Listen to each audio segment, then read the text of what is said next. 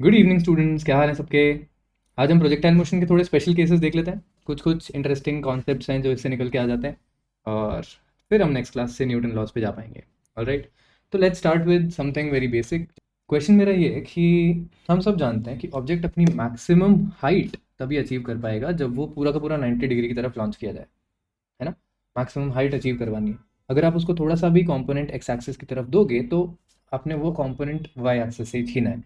तो ऑब्वियस है कि उसकी वाई एक्सिस में वेलोसिटी थोड़ी सी कम हो जाती है, और उस वजह से वो वाई एक्सिस में अपनी मैक्सिमम हाइट तक नहीं पहुंच पाएगा। ठीक बात है। अब मैं तुमको एक ग्राफ दिखाना चाहता हूँ जो मैक्सिमम हाइट और लॉन्चिंग एंगल के बीच में है, कि किस एंगल से लॉन्च किया ऑब्जेक्ट मैक्सिमम किस हाइट को टच करता है। बड़ा ही सुंदर ग्राफ है।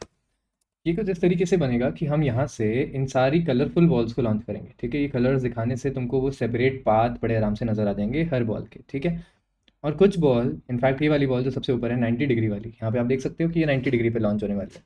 तो ये 90 डिग्री वाली बॉल एग्जैक्टली ऊपर जाएगी, जिसका मतलब है कि ये मैक्सिमम हाइट टच करके आएगी।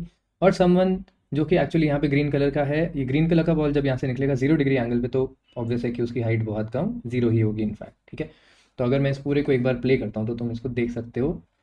इनफैक्ट तुम इसको स्टेप बाय स्टेप देख सकते हो कि यहाँ पे जैसे जैसे ये ऑब्जेक्ट्स आगे जा रहे हैं, तो आपका ग्रीन वाला ऑब्जेक्ट तो वैसे ही ज़मीन को टच कर चुका है। फिर कलर जैसे जैसे हल्का होता जा रहा है, आगे आगे वाले ऑब्जेक्ट ज़मीन को टच करते जा रहे हैं। एक बार इसको पूरा प्ले कर लेते हैं, और सबसे लास्ट में ज़मीन पे आएगा जो सबसे ऊपर 90 डिग्री पे लॉन्च हुआ था। ठीक है, फिर से देखो एक बार।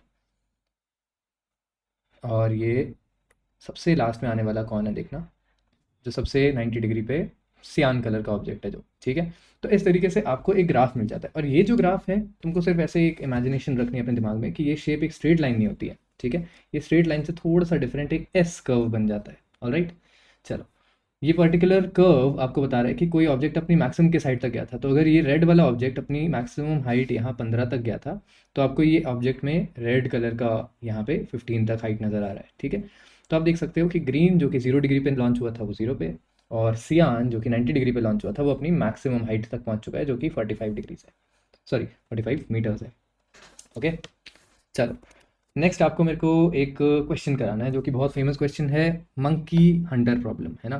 तो आपको हंटर और मंकी की कहानी पता होगी, और इस चीज़ को आप हंटर से स्टडी ना करो और इसको किसी बच्चे से इमेजिन करो तो ज़्यादा इंटरेस्टिंग हो जाता है। क्योंकि बच्चे के हाथ में बंदूक नहीं होती, बच्चे के हाथ में होता है गुलेल, और आपके पास एक ट्री है। इनफैक्ट मैं ड्राइंग क्यों कर रहा हूँ, मैं इसको सिमुलेट करके दिखाता हूँ। ओके, तो हमारे पास है एक बंदर और एक गुलेल। गुलेल गुलेल ही बोलते थे ना। तो यहाँ पे होता क्या है कि आपको एम करना है। ठीक है, मैं यहाँ पे वेलोसिटी चेंज कर सकता हूँ। जैसे फिलहाल आप एक बार देख लो इसकी वेलोसिटी कितनी है। ठीक है, और मैं इसकी वेलोसिटी कम ज़्यादा कर सकता हूँ। तो अगर मैं वेलोसिटी ऑब्वियसली ज़्यादा ही कम कर देता हूँ तो ये ऑब्जेक्ट नीचे गिर जाता है ना। तो हमको एक सर्टेन वेलोसिटी तो चाहिए कि ये ज़मीन पर टकराने से पहले इस पॉइंट इस पॉइंट से ज़्यादा रेंज हो जाए इसकी, है ना। यहाँ तक अगर ये ज़मीन से टकराता है तो हम कह सकते हैं कि बंदर और ये एटलीस्ट इस पॉइंट तक आते आते तो मिल जाएंगे। अच्छा, मैंने आपको प्रॉब्लम का कॉन्सेप्ट नहीं समझाया। कॉन्सेप्ट ये होता है कि the moment this guy releases his stone, आपने गुलेल में ऐसे पत्थर को खींचा, और जिस मोमेंट आप रिलीज करते हो उस मोमेंट ही बंदर अपना प्रांत से हाथ छोड़ देता है और गिरना शुरू कर देता है। दोनों चीज़ें एक साथ हो रही हैं। ठीक है, ये एक्चुअली एक कॉन्सेप्ट को समझाने का तरीका है। आप इसको प्रैक्टिकली मत सोचना कि बंदर ऐसा क्यों कर रहा है, आप इसको ये सोचो कि क्या कॉन्सेप्ट बताना चाह रहा है। तो आप इस ऑब्जेक्ट को क्या बंदर की तरफ डायरेक्टली पॉइंट करके रिलीज करेंगे, या थोड़ा सा इससे ऊपर जाएंगे रिलीज करने के लिए, एंगल थोड़ा सा ऊपर की तरफ रखोगे बंदर से, या एंगल थोड़ा सा नीचे की तरफ रखोगे बंदर से। कंडीशन सिर्फ इतनी है कि जिस मोमेंट आप रिलीज करोगे बंदर उसी मोमेंट अपना हाथ छोड़ेगा और बंदर गिरना शुरू हो जाएगा। ठीक है, तो यहाँ पे देखो, अब ये इस पर्टिकुलर सिचुएशन में हमारा आंसर यहाँ पे लिखा हुआ आ जाएगा यहाँ पे। ठीक है, तो अब आप देखना कि अगर मैं इसको नीचे की तरफ छोड़ता हूँ तो क्या होता है। लेट्स स्टार्ट अगेन, इसको जीरो से यहाँ से फायर करते हैं। अरे वेलोसिटी बहुत कम रह गई, वेलोसिटी चेंज करनी है। वेलोसिटी अभी काफ़ी बड़ी कर देते हैं, 30 मीटर पर सेकंड की वेलोसिटी रख दी, 30 मीटर पर सेकंड। ओके, चलो, अब देखो ये रह गया थोड़ा सा नीचे, है ना। आपका जो बंदर है ये थोड़ा सा ऊपर से निकला है। चलो, तो इस बार हम लोग एंगल थोड़ा सा ऊपर सेट करके करते हैं। ठीक है, लेट्स सी यहाँ पे क्या होने वाला है। क्या आप इस पॉइंट तक गैस कर पा रहे हो? थोड़ा सा आगे चलो, आप गैस कर पा रहे हो? ये ऊपर से निकल गया और हमारा बंदर नीचे रह गया। ठीक है, इसका मतलब है कि तुमको ये एंगल थोड़ा और बीच में सेट करना पड़ेगा। एग्जैक्टली जब हम बंदर की तरफ पॉइंट करके इसको रिलीज करते हैं तब देखो क्या होता है। तब ये दोनों ऑब्जेक्ट्स मिल जाते हैं, ठीक है। इनफैक्ट आप यहाँ पे देखो ये मिल तो गए, पर क्या मैं वेलोसिटी की वैल्यू चेंज कर दूंगा तो भी ये मिलेंगे? तो आप इसकी हाइट याद रखना है ना, अभी ये इस हाइट पे मिला है, ओके। अब अगर मैं इसकी वेलोसिटी बढ़ा देता हूँ तो देखो क्या डिफरेंस आता है। When we increase the velocity, ये थोड़ा सा जल्दी मिल जाएंगे, पर ये मिलेंगे ज़रूर, ठीक है। ये यहाँ पे एक्चुअली सक्सेस लिखा हुआ है जो तुमको दिख नहीं रहा है, तो कोई बात नहीं, छुपे रहने दो उसको। पॉइंट समझो कि ये बंदर से मिलने का तरीका सिर्फ एक ही है। आप अगर सेम टाइम पे, सॉरी सेम एंगल पे रिलीज करते हो जिस एंगल पे बंदर दिख रहा है। अब कॉन्सेप्ट क्या है यहाँ पे? कॉन्सेप्ट ये है कि ये जो बंदर अपनी ओरिजिनल हाइट पे जहाँ पे था, वहाँ से जब ये नीचे की तरफ आ रहा है, तो इसने यहाँ नीचे तक कितना डिस्टेंस कवर किया होगा? तो हम जानते हैं S is equal to you T plus half A T square, आपके पास फॉर्मूला होता है। क्योंकि ये बंदर इनिशियल वेलोसिटी जीरो से रिलीज होता है, तो इस बंदर ने जो डिस्टेंस कवर किया होगा उसको हम हाफ ए टी स्क्वायर बोल सकते हैं, ठीक है। तो मैं यहाँ पे इसको, इस डिस्टेंस को हाफ ए टी स्क्वायर या हाफ जी टी स्क्वायर लिख देता हूँ, ठीक है। ये वो डिस्टेंस है जो बंदर कवर कर रहा है। अब कॉन्सेप्ट यही है कि प्रोजेक्टाइल मोशन अगर ग्रेविटी नहीं होती तो एक स्ट्रेट लाइन मोशन होता। तो अब मैं इस सारे सिस्टम को कुछ वेक्टर्स के साथ दिखाता हूँ तुमको, ठीक है। अब इसको देखो, तो ये जो वेक्टर है ये वी नॉट टी का वेक्टर है, जो बता रहे हैं कि अगर ग्रेविटी नहीं होती तो ये प्रोजेक्टाइल वी नॉट टी वाले वेक्टर की तरफ चल रहा होता डायरेक्टली, है ना। तो ये इस एंगल को फॉलो करते हुए इस लाइन पे डायरेक्टली स्ट्रेट चलता रहता। पर क्योंकि अब इसमें ग्रेविटी का कॉन्सेप्ट ऐड हो गया, अब हमारे पास s is equal to you t minus half ji t square का एक टर्म आ गया है। तो यू टी वाला वेक्टर जो है वो ऊपर आपको ये वी नॉट टी नज़र आ रहा है, और हाफ जी टी स्क्वेयर का नेगेटिव वेक्टर जो है वो आपको यहाँ पे नीचे की तरफ नज़र आ रहा है। क्योंकि हाफ जी टी स्क्वायर तो ऑब्वियसली ग्रेविटी के डायरेक्शन के वेक्टर होगा ना, तो ये डाउनवर्ड है। वी नॉट टी वाला वेक्टर जो है वो ऊपर जिस डायरेक्शन में आपने वेलोसिटी दी उस तरफ है। और ये दोनों वेक्टर्स कंबाइन होकर इस ऑब्जेक्ट की फाइनल पोजीशन बनाते हैं, है ना। वाई एक्सिस की पोजीशन, आप चाहो तो इसको वाई एक्सिस में सॉल्व करके निकाल सकते हो, नहीं तो आप सिर्फ वेक्टर के फॉर्म में देखोगे तो S vector will give you U T vector minus half ji T square का वेक्टर। तो जैसे जैसे इसका मैं थोड़ा स्पीड कम करता हूँ ताकि आपको वेक्टर क्लियरली दिखे। अब देखो, जैसे जैसे ये आगे बढ़ता जाएगा इसका ये हाफ जी टी स्क्वायर वाला vector, half A T square वाला वेक्टर बढ़ता जाएगा। और ये वही वेक्टर है जो बंदर भी ऊपर से नीचे गिरते हुए कवर कर रहा है। तो इसलिए इन दोनों वैल्यूज सेम होने की वजह से ये दोनों हिट करते हैं, ठीक है। तो एक प्रोजेक्टाइल एट एनी टाइम अपनी ओरिजिनल लाइन से कितना नीचे होगा? हाफ जी टी स्क्वायर की वैल्यू नीचे होगा, ठीक है। This is the concept that I wanted to show here. एक बार और आप इस चीज़ को वेक्टर्स के साथ देख लो ताकि आपको इसकी क्लैरिटी हो जाए, ठीक है। ये हाफ जी टी स्क्वायर वेक्टर धीरे धीरे बढ़ता जाएगा टाइम के साथ साथ, वी नॉट टी भी बढ़ेगा। वी नॉट टी लीनियरली बढ़ेगा, हाफ जी टी स्क्वायर स्क्वायर से बढ़ेगा टाइम के, तो उसकी वैल्यू ज़्यादा बढ़ती जाती है। और ये इस तरीके से ज़्यादा वैल्यू लेके एग्जैक्टली उतना हो जाएगा जब ये बंदर से मिलेगा जितना बंदर का अपना वेक्टर है। तो ये दोनों एग्जैक्टली सेम हाइट नीचे आ गए अपनी ओरिजिनल वैल्यू से। अगर ये बिना ग्रेविटी के चल रहा होता तो इस लाइन पे चल रहा होता, पर ग्रेविटी के साथ ही उतना नीचे आ गया जितना बंदर भी गिरा है, ठीक है। This is the concept that I wanted to show. इसको आप प्रैक्टिकली मैथमेटिकली अगर देखना चाहो तो आपको इसको एक्स एक्सिस और वाई एक्सिस में सेपरेटली स्टडी करने में थोड़ा सा ज़्यादा इजी हो जाता है, ठीक है। तो हम जिस वेक्टर को वी नॉट टी यहाँ पे बोल रहे थे, आप इसको सिर्फ वाई एक्सिस में स्टडी कर लो। तो आप यहाँ पे बोलते हो कि एक ऑब्जेक्ट जो वी वाई से रिलीज हुआ था, या यू वाई बोल दो जैसे मर्जी, ये ऑब्जेक्ट का वाई एक्सिस का पोजीशन हमेशा कैसा होगा? वाई एक्सिस का पोजीशन इसका आप लिख सकते हो यू टी या U Y T minus half जी टी स्क्वायर, है ना। तो टाइम के साथ साथ ये अपनी ओरिजिनल पोजीशन जो बिना ग्रेविटी के इसको मिल रही थी उस पोजीशन से कितना नीचे होता है? हाफ जी टी स्क्वायर नीचे होता है। ये हाफ जी टी स्क्वायर कोई भी फॉलिंग ऑब्जेक्ट का अपना जीरो इनिशियल वेलोसिटी से गिरने वाला डिस्टेंस भी हो जाता है। तो ये एक छोटा सा कॉन्सेप्ट आपको पता होना चाहिए। ये टॉपिक ये है कि अगर मैं एक ऑब्जेक्ट एक ट्रेन में हूँ, और इस ट्रेन को थोड़ा सा आप बड़ा इमेजिन कर लो, है ना।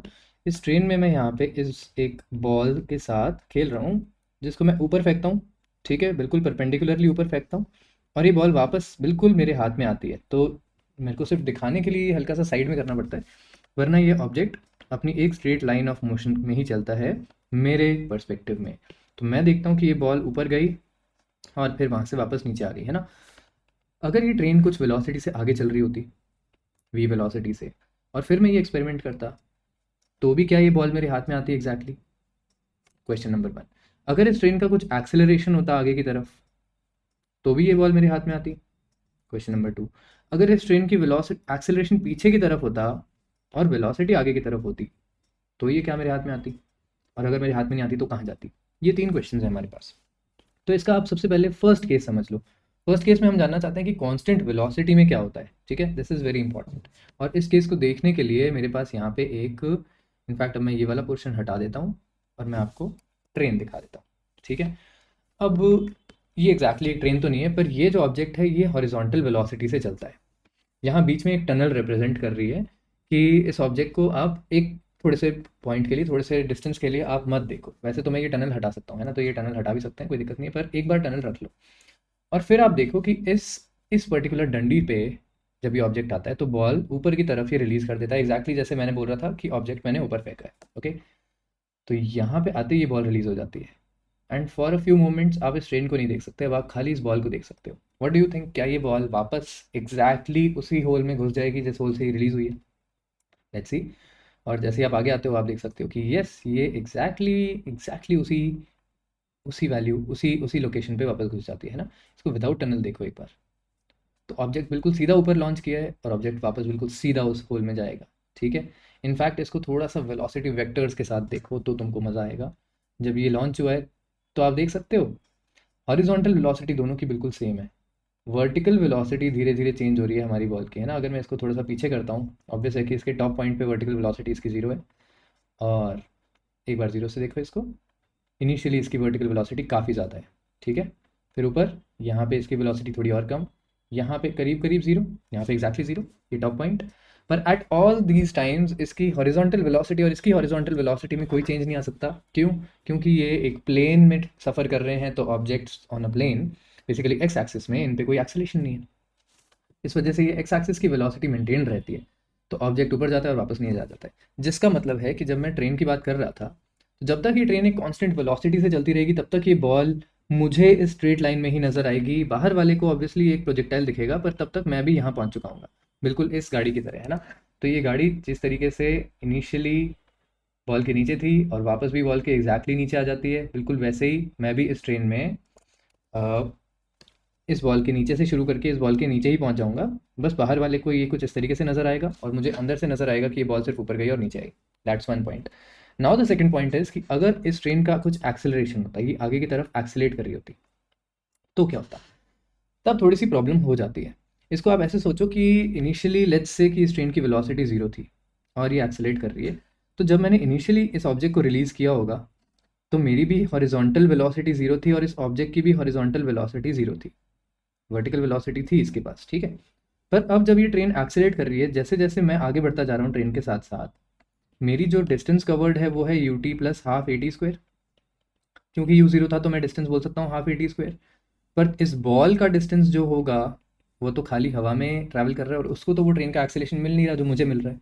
तो इस बॉल का डिस्टेंस खाली यू टी होता जो कि ज़ीरो है, जिसका मतलब है कि मैं इस बॉल से half A T square distance आगे बढ़ जाऊंगा और मेरी कुछ वेलोसिटी भी होगी v is equal to U plus A T के बराबर, है ना। तो मेरी हॉरिजॉन्टल वेलोसिटी भी डेवलप हो जाएगी इतनी देर में और मैं इतना आगे बढ़ जाऊंगा। तो ये बॉल बेसिकली जब वापस गिरेगी तो आप कुछ इसको ऐसे इमेजिन करो कि बॉल का पाथ होगा यहाँ से यहाँ तक, मीनवाइल मेरा जो पाथ होगा वो यहाँ से थोड़ा सा आगे आ चुका होगा। क्यों? क्योंकि ये ट्रेन मुझे आगे ले गई, कितना डिस्टेंस आगे ले गई? हाफ जी टी स्क्वायर, ठीक है। यहाँ पे आप इस u को ज़ीरो नहीं मानोगे तो ये बिल्कुल एग्जैक्टली ऐसा ही डायग्राम बनेगा। यहाँ पे यू एक्स अगर मेरी कुछ वेलोसिटी होती और बॉल की भी, तो बॉल जो डिस्टेंस कवर करेगी वो होगा यू टी, पर मैं जो डिस्टेंस कवर करूंगा वो होगा you T plus half A T square, ठीक है। सॉरी, यहाँ पे जी नहीं लिखना है, यहाँ पे ए टी स्क्वायर लिखना है। ये वो एक्सेलेरेशन है जो मुझे एक्स एक्सिस में मिला है, जो ट्रेन का एक्स एक्सिस का एक्सेलेरेशन है, ठीक है। तो मैं बॉल के थोड़ा सा आगे चले जाता हूँ।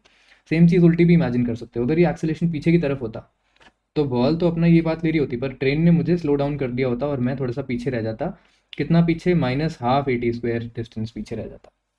All right, projectile on an inclined plane आप लोगों को कैसे समझाऊँ? आप लोगों को समझाने के लिए कुछ है मेरे पास, ठीक है। चलो अब ये देखो, इस पर्टिकुलर सिचुएशन में आपको एक मार्बल नज़र आ रही है और ये मार्बल एक इंक्लाइंड हिल के ऊपर गिर रही है, ठीक है। मैं यहाँ पे दो चीज़ें कर सकता हूँ, मैं इस हिल का एंगल चेंज कर सकता हूँ, दिख रहा है सबको, और उससे इस रेंज की वैल्यू आर चेंज होती जा रही है, ठीक है। और मैं दूसरी चीज़ चेंज कर सकता हूँ हमारे प्रोजेक्टाइल का लॉन्च एंगल, तो उससे भी इस ऑब्जेक्ट की चेंज होती जाएगी रेंज, राइट। तो अब हम इस पर्टिकुलर सिचुएशन को सॉल्व कैसे करें? तो इसको सॉल्व करने के लिए आपको सबसे पहले इंक्लाइंड प्लेन को समझना है। इंक्लाइंड प्लेन के ऊपर जब आप किसी भी ऑब्जेक्ट को रखते हो, जैसे कि मान लो मैं एक ब्लॉक को रखता हूँ, है ना, तो अब इस ब्लॉक के ऊपर जो फोर्स लग रहा था, जो हम ग्रेविटी का फोर्स बोलते हैं एम जी डाउनवर्ड्स, अब इस डाउनवर्ड्स कंपोनेंट को हम लोग दो कंपोनेंट्स में तोड़ते हैं। ये mg वही फोर्स है जो एक ऑब्जेक्ट को ग्रेविटी का एक्सेलरेशन देता है ना। तो अगर एक ऑब्जेक्ट है जिसके नीचे कोई ज़मीन नहीं है, ये mg फोर्स ही है जो उसको नीचे की तरफ एक्सेलरेट करेगा। और किस वैल्यू से एक्सेलरेट करेगा, तो आपको 9th क्लास का याद होगा थोड़ा सा, F is equal to M A, है ना।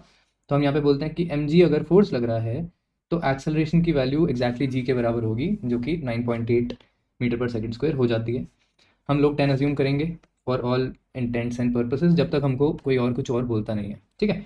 अब पॉइंट समझो कि ग्रेविटी mg, या खाली अगर मैं g के कंपोनेंट्स लूँ, एक काम करते हैं इस ब्लॉक को हटाते हैं और खाली हम ग्रेविटी के कंपोनेंट्स ले लेते हैं डाउन द इंक्लाइन। तो आपके पास यहाँ पे एक एंगल होता है थीटा, और यहाँ पे आपको किसी भी ऑब्जेक्ट के ऊपर कोई ग्रेविटी लग रही है डाउनवर्ड्स, ठीक है। ये जी की वैल्यू 10 है जब तक कोई बोले ना।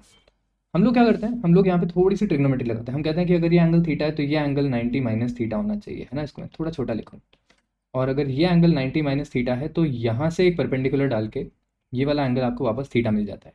जिसका मतलब है जिस चीज़ को आपने यहाँ पे ग्रेविटी का जी लिखा था, इसका एक कॉम्पोनेंट आप अलॉन्ग नहीं, परपेंडिकुलरली इनसाइड इंक्लाइंड प्लेन के परपेंडिकुलरली अंदर हम एक कॉम्पोनेंट ले सकते हैं, और ये हो जाएगा जी कॉस थीटा। और दूसरा कंपोनेंट हम डाउन द इंक्लाइन या डाउन हिल वाली साइड लेंगे, जो कि हो जाएगा जी साइन थीटा, ठीक है। तो अब आप इसको ऐसे सोचो कि अगर यहाँ पे थीटा की वैल्यू होती लेट्स से 37 डिग्रीज, है ना। हम लोग इनफैक्ट एक काम करते हैं ना, हम लोग कुछ कुछ एग्जांपल्स ही देख लेते हैं इन थीटाज के। यूजुअली आपको यही केसेस मिलने वाले हैं, 30, 37, 45, 53 एंड 60 डिग्री। मैं इन सारों पे एक बार ग्रेविटी को ब्रेक करके इनकी वैल्यूज़ का आइडिया दे देता हूँ, है ना। तो आपको सिंपली यही याद रखना है कि ग्रेविटी का कॉस कॉम्पोनेंट हमेशा अंदर की तरफ जाता है, इसको और बड़ा कर देता है, ठीक है। तो यहाँ से अंदर की तरफ जाने वाला है जी कॉस। अब कौन सा एंगल, ये वाला जो इंक्लाइंड प्लेन ग्राउंड से एंगल बना रहा है, वो वाला एंगल यहाँ पे आएगा, तो जी कॉस 30। और कॉस 30 की वैल्यू सबको पता है √3/2, तो यहाँ पे आ जाएगा जी √3/2। और यहाँ पे डाउन द इंक्लाइन हो जाएगा जी साइन 30, जो कि हो जाएगा g/2। तो आप इसकी वैल्यू अगर 10 की टर्म्स में इमेजिन करना चाहो तो इसको मैं यहाँ लिख देता हूँ। √3/2 होता है 0.86, ठीक है। तो यहाँ पे 10 के साथ 0.86 मल्टीप्लाई कर दो तो 8.6 मीटर पर सेकंड स्क्वायर, तो यहाँ पे इस डायरेक्शन में है। और इस डायरेक्शन में आपके पास बचता है खाली 5 मीटर पर सेकंड स्क्वायर, ठीक है। इसी तरीके से cos 37 और sin 37 की वैल्यू में इमेजिन करो, तो यहाँ अंदर की तरफ 8.6 से थोड़ा सा कम 8 मीटर पर सेकंड स्क्वायर आ जाएगा, ठीक है। cos 37 की वैल्यू 10 के साथ मल्टीप्लाई करेंगे, और इस डायरेक्शन में थोड़ी कम, ये लेंथ मैंने ज़्यादा बना दी, इस लेंथ को थोड़ा छोटा रखना चाहिए हमें। यहाँ पे आपके पास आ जाएगा 6 मीटर पर सेकंड स्क्वायर, ठीक है। थोड़ा यहाँ तक आते आते ये 6 का वैल्यू जो है 1/√2 यानी कि 7 अप्रॉक्सिमेटली 70 है ना, तो 0.707 होता है। तो यहाँ पे आप 7 इमेजिन कर सकते हो। तो ग्रेविटी का 7 मीटर पर सेकंड स्क्वायर इधर आ जाता है और 7 मीटर पर सेकंड स्क्वायर इधर आ जाता है, ठीक है। 53 तक आते आते आपके पास अंदर की तरफ खाली 6 बचेगा, और डाउन द इंक्लाइन वैल्यू थोड़ी सी ज़्यादा 8 मीटर पर सेकंड स्क्वायर आ जाएगी। एंड फाइनली 60 डिग्री में अंदर की तरफ खाली 5 बचेगा, और डाउन द इंक्लाइन 8.6 आ जाएगा, ठीक है जी। अब इतना कॉम्प्लिकेटेड क्यों किया, ये सारा कुछ मैंने क्यों इतना डिटेल में बताया, क्योंकि मुझे प्रोजेक्टाइल ऑन एन इंक्लाइन के फॉर्मूलाज अच्छे नहीं लगते। मुझे वो फॉर्मूलाज देख के जी घबरा जाता है। तो मैं क्या करता हूँ, मैं सारी चीज़ों को प्रैक्टिकली मैथमेटिकली सॉल्व करना जानता हूँ। इनफैक्ट आज तक उसने मुझे कभी धोखा दिया नहीं है इस तरीके ने, और मैं फॉर्मूलाज याद नहीं रखता, ठीक है। तो मैं ये सारी चीज़ों को एक बार साइड कर देता हूँ। चलिए, तो अब हम एक केस ले लेते हैं, ठीक है। देखो इस पर्टिकुलर केस में मैंने क्या क्या लिया है। ये वैल्यू 37 डिग्री इंक्लाइंड प्लेन का एंगल है। तो आप इसको ऐसे देखो कि मैं इसको ड्रॉ करता जाता हूँ, ठीक है, यहाँ पे। तो जो डाउन द लाइन आपकी जो जा रही है इंक्लाइंड प्लेन के डायरेक्शन में नीचे की तरफ, ये लाइन 37 डिग्री बना रही है यहाँ से, या फिर आप बोल सकते हो ग्राउंड से, ठीक है। तो ये एंगल मैंने 37 डिग्री सेट किया अभी। और इसके ऊपर जो मैंने प्रोजेक्टाइल लॉन्च किया, वो प्रोजेक्टाइल मैंने 20 मीटर पर सेकंड की स्पीड से लॉन्च किया है at 53 degree angle from the inclined plane, ठीक है। इसका ग्राउंड से एंगल कुछ और होगा। ग्राउंड से एंगल अगर निकालना है तो 53 माइनस 37 करना पड़ेगा, जो कि 16 डिग्रीज आ जाता है, ठीक है। अब ये ऑब्जेक्ट सिर्फ 16 डिग्रीज पे गया होता और एंगल आपका सरफेस का सीधा होता, तो ये ऐसा कुछ ट्रेजेक्ट्री बनाता है ना। इनफैक्ट आपको ये ट्रेजेक्ट्री हल्की सी नज़र भी आ रही है जब आप यहाँ पे देखते हो। तो यहाँ से लेके यहाँ तक जाने पे तो ये खाली ग्राउंड टू ग्राउंड ट्रैवल कर रहा है, पर क्योंकि अब हमने अपने ग्राउंड को ही नीचे कर दिया है तो ये पैराबोला कंटिन्यू होता है और पैराबोला आगे तक जाएगा, ठीक है। पैराबोला का ये जो फाइनल ये वाला जो एंगल होगा, ये एंगल की वैल्यू अलग आएगी इस बार लॉन्चिंग एंगल से। तो वो वैल्यू निकालनी कैसे वो मैं आपको बताता हूँ, पर फिलहाल हम इसको सॉल्व करते हैं। हमने इसको यहाँ पे 20 मीटर पर सेकंड की वेलोसिटी दी है। There is a good chance कि यहाँ पे ग्रेविटी की वैल्यू 9.8 है। तो मैं एक बार चेक कर लूँगा इसको, और हम लोग सॉल्व करेंगे ग्रेविटी को 10 लेके, ओके। अभी हम इसका देखते हैं कि हमारी तरफ से क्या आंसर आता है, और फिर कंपेयर करते हैं कि आंसर सेम है कि नहीं है। तो ओके, कैसे सॉल्व करें इसको। अभी तक मैंने एक भी फॉर्मूला नहीं बताया तुमको, ज़रूरत भी नहीं है फॉर्मूलाज की, क्या करोगे फॉर्मूलाज का। आप इसको ऐसे सोचो कि अगर मैं अपने पूरे नक्शे को एक्स और वाई एक्सिस को ही चेंज कर दूँ और मैं वाई एक्सिस ये वाली एक्सिस मान लेता हूँ और मैं एक्स एक्सिस इस वाले एक्सिस को मान लेता हूँ, ठीक है।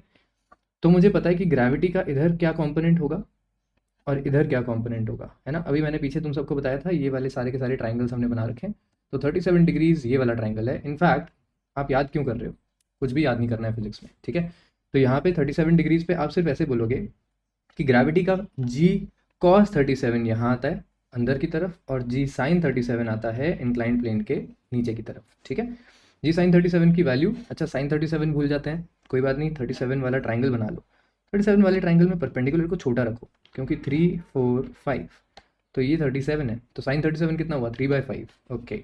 तो यहाँ पे ग्रेविटी का 10 इंटू 3/5 का वैल्यू आ जाएगा आपके पास 6, है ना। तो मैं इसको सिंपली 6 लिख देता हूँ और इसके अंदर की तरफ जी कॉस 37 यानी कि ये हो जाएगा 8 मीटर पर सेकंड स्क्वायर, है ना। तो ये अंदर मतलब बेसिकली इस इंक्लाइन प्लेन को एक ज़मीन सोचो तो इसके डायरेक्टली इनसाइड है ना, अंडरग्राउंड, ज़मीन के परपेंडिकुलर, ओके।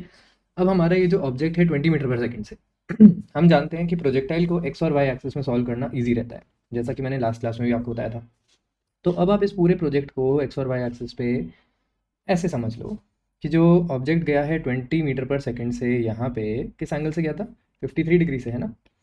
20 मीटर पर सेकंड, उसके क्या कंपोनेंट्स होंगे वेलोसिटी के, तो इसका ये जो कंपोनेंट होगा ये हो जाएगा 20 कॉस 53, तो 20 इंटू 3/5, है ना। तो 12 मीटर पर सेकंड आ गया यहाँ पर और यहाँ पे इसकी वैल्यू आ जाएगी 20 इंटू 4/5 यानी कि 16 मीटर पर सेकंड। ये इसके वेलोसिटी को मैंने ब्रेक कर दिया, तो अब ये वाली चीज़ लिखने की ज़रूरत नहीं है। एक्सेलरेशन को भी हम ब्रेक कर चुके हैं, हम जानते हैं कि यहाँ पे जो एक्सेलरेशन है वो लग रहा है 8 मीटर पर सेकंड स्क्वायर का और यहाँ पे जो एक्सेलरेशन है वो लग रहा है 6 मीटर पर सेकंड स्क्वायर का, राइट। तो अब हमको बस एक्स और वाई एक्सिस को अलग अलग सॉल्व करना है। देखो सीधी सी बात है कि अगर यहाँ पे वेलोसिटी भी और एक्सेलरेशन भी है तो एक्स एक्सिस में तो ये चीज़ सॉल्व करने से आपको कभी टाइम ऑफ फ्लाइट नहीं पता चल सकता, है ना। पहली बार मैंने आपको बताया था कि टाइम ऑफ फ्लाइट खाली वाई एक्सिस पे ही डिपेंड करेगा। तो आप टाइम ऑफ फ्लाइट के लिए क्या बोल सकते हो कि इस ऑब्जेक्ट की परपेंडिकुलर वेलोसिटी जब जीरो हो जाए तब इसका time of flight, basically time of light उससे नहीं आएगा, है ना।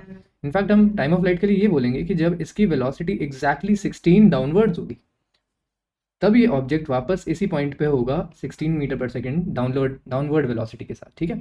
वैसे तो इसको देख के ही मैं बता सकता हूँ बहुत आराम से कि क्योंकि इसका 8 मीटर पर सेकंड स्क्वायर का डिसेलरेशन है तो इसका मतलब है इसकी वेलोसिटी 16 8 0 8 16 कुछ इस तरीके से चेंज होगी। ये पहले सेकंड में, ये दूसरे, ये तीसरे और ये चौथे सेकंड में, है ना। यहाँ पे -8 और -16 लिख देना चाहिए ताकि आपको डायरेक्शन समझ में आ जाए।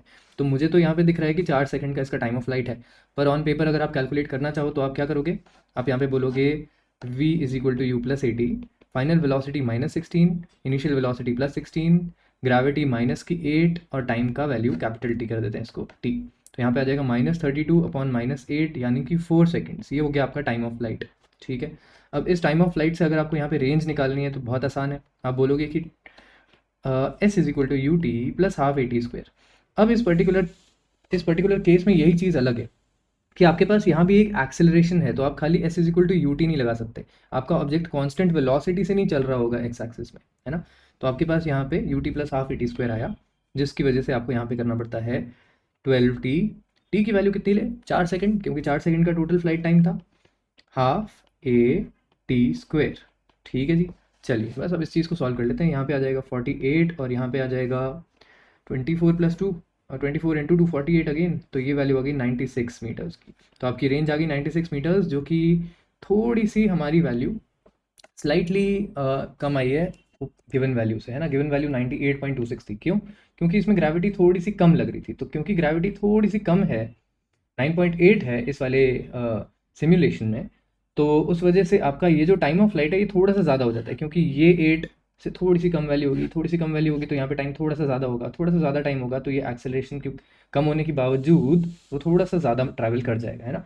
तो खैर इसको हटा सकते हैं और खाली हमारे वाले को देख लो, क्योंकि ये 10 मीटर पर सेकंड स्क्वायर के हिसाब से सॉल्व हुआ है, जो कि हमको यूजुअली सॉल्व करना पड़ता है, ठीक है। तो आपको कोई भी चीज़ निकालने में कोई दिक्कत नहीं आनी चाहिए। अगर आपसे मैक्सिमम हाइट भी पूछी जाती तो जो मैक्सिमम हाइट आप यहाँ पे निकालोगे वो मैक्सिमम हाइट इस ग्राउंड से मैक्सिमम हाइट निकाल के देगा आपको, ठीक है, नॉट फ्रॉम दिस ग्राउंड। यहाँ से मैक्सिमम हाइट एक कम्प्लीटली डिफरेंट टास्क हो जाएगा। यहाँ पे हम वापस आते हैं, मैक्सिमम हाइट निकालने के लिए हम क्या करेंगे, ऑब्वियस है कि मैक्सिमम हाइट तब आएगी जब इसकी वर्टिकल वेलोसिटी 0 हो जाएगी। तो आप यहाँ पे बहुत simply calculation V square minus U square is equal to 2as की कर सकते हो। आप कह सकते हो कि फाइनल वेलोसिटी 0 हो जानी चाहिए। इनिशियली 16 थी हमारी वेलोसिटी और एक्सेलरेशन हमारा -8 था, तो ये कैपिटल H की वैल्यू निकाल के दे देगा।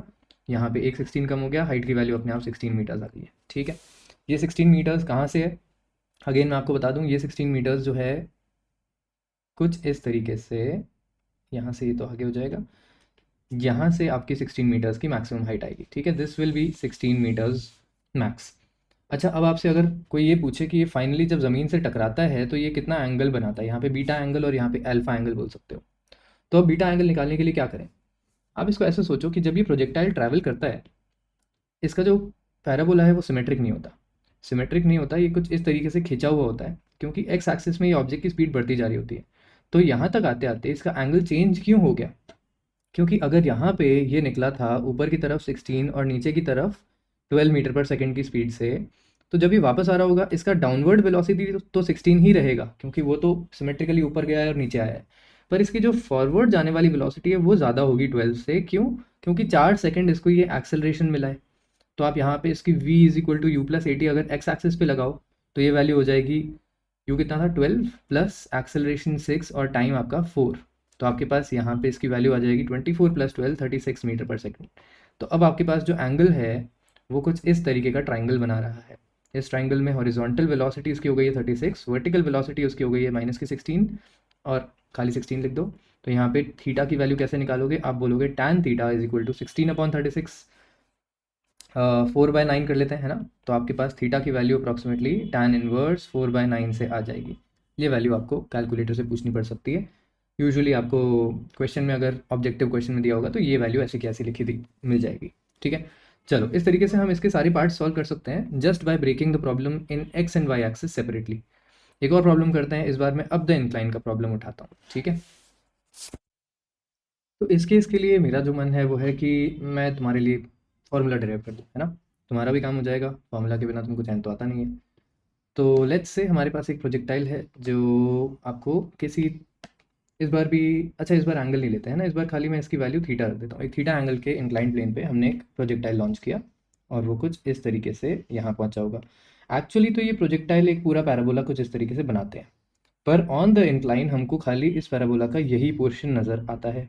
ठीक है, एक्चुअल में अगर ये इंक्लाइन प्लेन ऐसा नहीं होता तो क्या करता, तो वो आगे बढ़ता और एक सिमेट्रिक पैराबोला बनाता, है ना। ये सिमेट्री ब्रेक तभी होती है जब आप खाली इंक्लाइन प्लेन के ऊपर ऊपर देखना शुरू करते हो, तो आपका बाकी सारा पोर्शन जो है इसको आप रब कर देते हो या बेसिकली ये एग्जिस्ट नहीं करता। तो आपको लगता है कि ये इंक्लाइन प्लेन पे जो पैराबोला है ये सिमेट्रिक नहीं है भी नहीं। चलो अब मान लीजिए कि इसकी यहाँ पे एक वैल्यू रख देते हैं हम अल्फा, जिससे हमने इसको फेंका है और इसको हमने v वेलोसिटी से फेंका है। तो ऑब्वियसली यहाँ पे हम इसको ब्रेक कर देंगे दो पार्ट्स में। इनफैक्ट जो इसकी ब्रेकिंग है वो सारी मैं साइड में करता हूँ। ठीक है, तो ब्रेकिंग यहाँ पे मैं इसकी कर देता हूँ। हमने इसको एक्स एक्सिस में वेलोसिटी दी v कॉस अल्फा और y एक्सिस में इसकी वेलोसिटी होगी v साइन अल्फा, है ना। अल्फा यहाँ पे काफ़ी छोटा दिख रहा है तो मैं यहाँ भी थोड़ा छोटा ही ड्रॉ कर देता हूँ और ये छोटी सी vertical velocity v sine alpha मैं इसको दे देता हूँ। ठीक है, हॉरिजॉन्टली इस पे ग्रेविटी किधर लग रही है, तो अब ग्रेविटी जो है वो यहाँ से ऐसे डाउनवर्ड लग रही है, जिसका मतलब है इसके दो कंपोनेंट्स यूं और यूं बनेंगे। ठीक बात है, तो ग्रेविटी का मैंने आपको बताया था कि जब आप ग्रेविटी ऐसे यहाँ से जी डाउनवर्ड्स बनाओगे तो ये वाला जो एंगल है इंक्लाइन प्लेन के परपेंडिकुलर अंदर वाला जो, ये एंगल आपका थीटा निकल के आएगा। तो अंदर की तरफ आपको जो कंपोनेंट मिलता है कुछ इतना, ये कंपोनेंट आपका हो जाएगा जी कॉस थीटा और यहाँ से ये वाला कंपोनेंट या यूं शो कर दो, ये वाला कंपोनेंट आपका हो जाएगा जी साइन थीटा। ठीक है, तो आप देख सकते हो कि इस बार आपका जो एक्सेलरेशन इन एक्स एक्सिस है ये यहाँ से पीछे की तरफ है और उसकी वैल्यू है जी साइन थीटा, और जो वेलोसिटी के परपेंडिकुलर है वो तो नीचे ही है, ये वाला मतलब वर्टिकल वाला, इसकी वैल्यू है जी कॉस थीटा। ठीक बात है, अब आप इतनी सी इन्फॉर्मेशन के साथ चलते हो और आप सारी चीज़ें पूछ सकते हो। आप पूछ सकते हो कि इसकी रेंज कितनी होगी, इसका टाइम ऑफ फ्लाइट क्या होगा। अगेन बहुत सिंपल सिंपल से फॉर्मूलाज ही लगाने हैं आपको।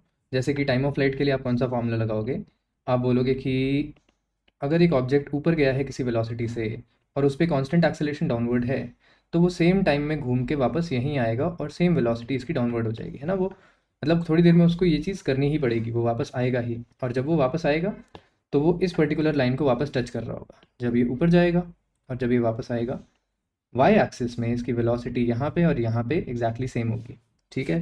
तो आपका टाइम ऑफ फ्लाइट कितना है, v is equal to U plus A T से लगा सकते हो। आप बोल सकते हो कि final velocity minus V sine alpha हो जाएगी, initial velocity plus of V sine alpha थी, और इस पूरे टाइम पे ग्रेविटी माइनस में जी कॉस थीटा की वैल्यू से लग रही थी, तो यहाँ पे कैपिटल टी आ जाएगा, और टी की वैल्यू निकल के आती है 2v sine alpha divided by G cos theta.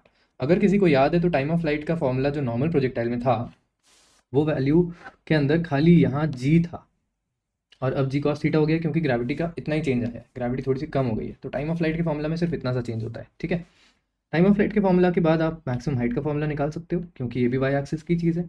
तो मैक्सिमम हाइट के लिए आप क्या करोगे, आप बोलोगे V square minus U square is equal to 2as, और आप बोल सकते हो कि फाइनल वेलोसिटी जीरो होगी, initial velocity V sine alpha थी, तो इसका आपको यहाँ पे स्क्वायर करना है, और 2 इंटू ग्रेविटी की वैल्यू कितनी है, तो माइनस की g cos theta into capital H, जो कि यहाँ पे अब डिस्प्लेसमेंट को रिप्रेजेंट करेगा, कब, जब फाइनल वेलोसिटी जीरो होगी वर्टिकल लाइन पे। तो आपकी एच की वैल्यू कितनी आ जाती है, ये आ जाती है V square sine square alpha upon 2 G cos theta. Again सिर्फ एक कॉस थीटा एक्स्ट्रा ऐड हुआ है, बाकी फॉर्मूला बिल्कुल वैसा ही है जैसा हमारा पिछला हाइट का फॉर्मूला था, ठीक है। तो ये भी आप यहाँ पे इसके साथ रख सकते हो, और इसी तरीके से एक रेंज का फॉर्मूला भी निकाल सकते हो, तो वो भी जल्दी से निकाल लेते हैं। Range will be what, range will be V cos theta, इस वेलोसिटी से तो आप चले हो, है ना, बेसिकली हमको U T plus half A T square लगाना पड़ेगा, तो इस वेलोसिटी से चले हो कैपिटल टी टाइम के लिए, कैपिटल टी की वैल्यू यहाँ पे पुट करनी पड़ेगी, ठीक है। Now that value is a little complicated, तो 2v sine alpha g cos theta ये सब लिखना पड़ेगा, 2v साइन अल्फा अपॉन जी cos theta plus half acceleration की वैल्यू इस डायरेक्शन में जी साइन थीटा है, और फिर टाइम का स्क्वायर, तो 2v square sine square alpha upon जी कॉस थीटा, ठीक है। और यहाँ पे भी स्क्वायर, क्या हमने 2 का स्क्वायर किया, नहीं ना, 2 का भी स्क्वायर करना रह गया, यहाँ पे 4 आ जाएगा, ठीक है। अब इसको काटना शुरू करो, तो आप देखो यहाँ पे क्या क्या कट जाता है, आपका यहाँ पे कॉस थीटा कट रहा है, तो इधर आपके पास बच रहा है 2v square sine alpha upon g, ठीक है। गलती कर दी ना मैंने, हाँ ऑफ कोर्स, क्योंकि यहाँ पे जी कॉस थीटा नहीं है, यहाँ पे जी कॉस अल्फा है, ठीक है। इसको मैं एक बार समझाता हूँ, ये जो हॉरिजॉन्टल वेलोसिटी यहाँ पे यू टी लिखनी थी, वो यू वी कॉस अल्फा है, ये वाली वैल्यू, तो आप यहाँ पे वी कॉस अल्फा लिखोगे, वो कटेगा नहीं, और ये अल्फा होगा तो आपके पास पुरानी वाली सॉरी, तो आपके पास पुरानी वाली इक्वेशन के जैसा कुछ आने वाला है, तो आपके पास हो जाएगा यहाँ पे, ये दिख रहा है साइन अल्फा कॉस अल्फा और एक 2, तो यहाँ पे साइन 2 अल्फा आ जाएगा, तो V square sine 2 alpha upon जी कॉस थीटा। तो अगेन ये वाली टर्म पहले जैसी ग्रेविटी के साथ कॉस थीटा आ गया, क्योंकि ग्रेविटी अब कम हो चुकी है, और इसके बाद एक पोर्शन जो आपको बताता है कि ये ऑब्जेक्ट एक्सेलरेट करने की वजह से कितना आगे बढ़ेगा, रेंज कितनी बढ़ेगी उसकी extra due to the acceleration down the incline. इस पर्टिकुलर केस में हमने जी साइन थीटा को माइनस नहीं लिखा, लिखना ज़रूरी है, क्योंकि इस पर्टिकुलर केस में ग्रेविटी इंक्लाइन के नीचे लग रही है, ऑब्जेक्ट के अपोजिट लग रही है, तो ये माइनस भी आएगा। तो अब आपकी वैल्यू हो जाएगी सिर्फ इस 2 को काट के और इस जी को काट के 2v square sine square alpha. अब नीचे आप चाहो तो एक साइन थीटा और कॉस थीटा का टैन थीटा कर सकते हो यहाँ ऊपर, और नीचे से आने वाले सीकेंड थीटा को भी ऊपर ला सकते हो, ठीक है। तो बेसिकली कुछ ऐसा सा आपका रिजल्ट हो जाता है। ऑब्वियस है कि रेंज प्रोजेक्टाइल के इंक्लाइन पे डिपेंड करेगी, है ना, आपको ये चीज़ प्रैक्टिकली देखनी है।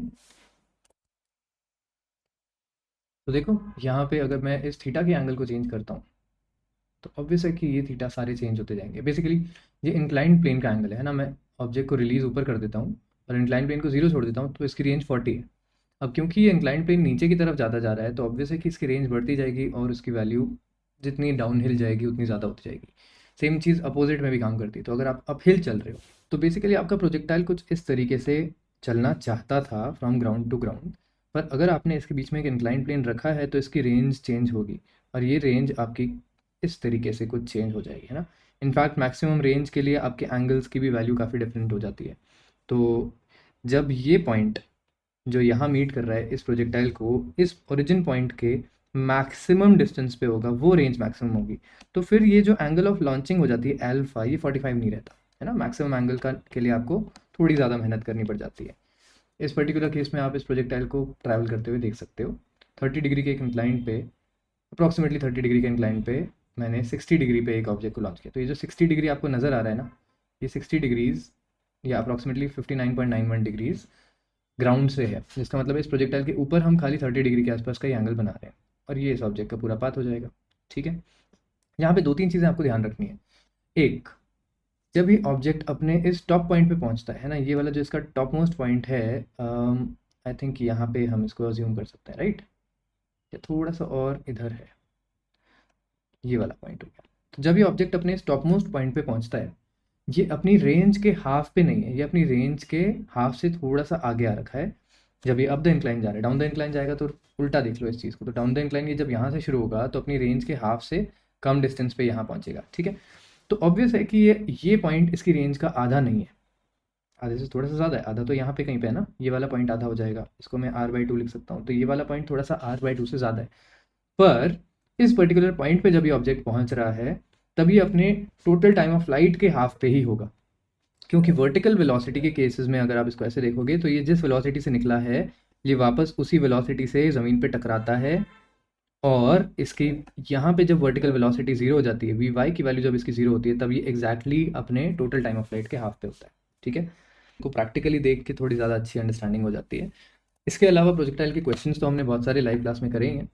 आप लोग भी लाइव क्लास अगर ज्वाइन करना चाहें तो मेरा नीचे डिस्क्रिप्शन में लिंक है, और इंस्टाग्राम पे मुझे डीएम करके भी पूछ सकते हो। ऑलराइट, चलिए आज की क्लास हम यहीं खत्म करते हैं। Thank you, bye bye. Next class में न्यूटन लॉज ऑफ मोशन शुरू करते हैं।